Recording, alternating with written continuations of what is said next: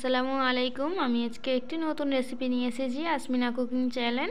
তার রেসিপিটি হচ্ছে নুডলস তৈরি করা। খুব সহজেই কিভাবে আপনার বাচ্চাদের মন জয় করবেন, নুডলস তৈরি করে খাওয়াবেন।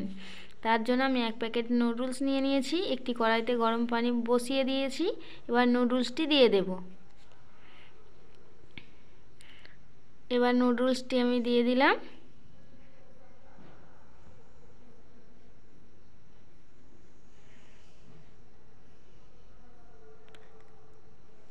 এবারে হাফ চা চামচ লবণ দিয়ে দেব এবং 1 চামচের মতো সাদা তেল দিয়ে দেব। তেলটা দেওয়ার কারণ একে অপরের গায়ে লেগে যাবে না, খুব সহজভাবেই ছেড়ে যাবে। তো দেখুন বন্ধুরা, কত সুন্দরভাবে ছেড়ে যাচ্ছে। আমি নুডলসটি ঝারিয়ে নেব একটি পাত্রে নিয়ে। এবারে একটি পাত্রে ঠান্ডা পানি রেখেছিলাম, ভালোভাবে ধুয়ে নেব।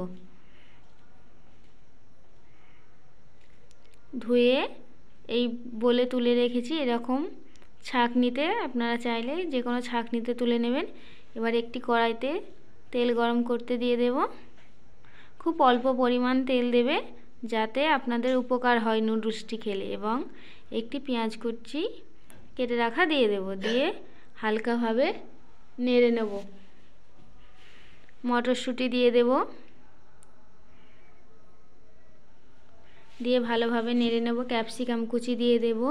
গাজর কুচি অ্যাড করব। আপনারা আপনাদের পছন্দ মতো সবজি দিতে পারেন।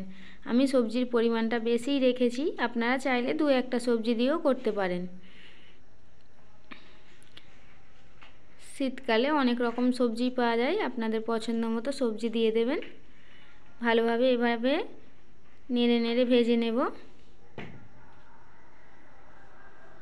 এবারে কিছুটা পরিমাণ লবণ দিয়ে দেব।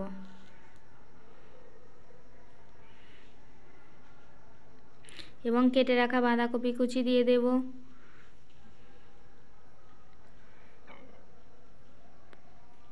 এবং 2টো কাঁচা লঙ্কা কুচি দিয়ে দেব। দিয়ে ভালোভাবে নেড়ে নেব।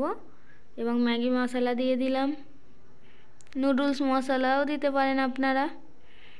সবজিগুলো এক সাইডে সরিয়ে রেখে একটি ডিম ভেজে নেব।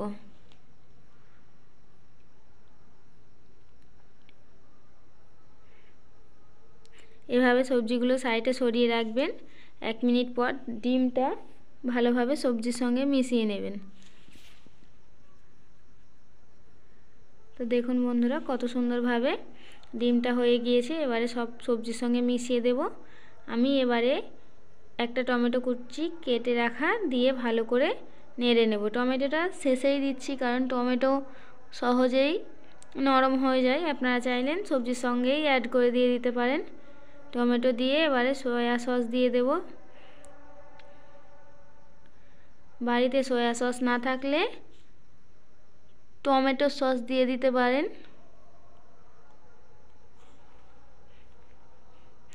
এভাবে নাড়ানোর পর ম্যাগি নুডলসটা এবারে দিয়ে দেব। ঠান্ডা করে রাখা নুডলসটি দিয়ে ভালোভাবে সবজির সঙ্গে মিশিয়ে নেব।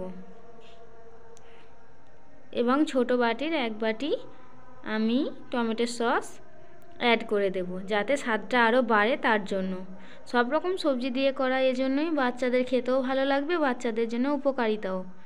আপনারা খুব সহজেই বাড়িতে বানিয়ে ফেলতে পারেন নুডলস। তো আমার নুডলসটি তৈরি হয়ে গিয়েছে। এবারে পরিবেশন করে দেখাবো।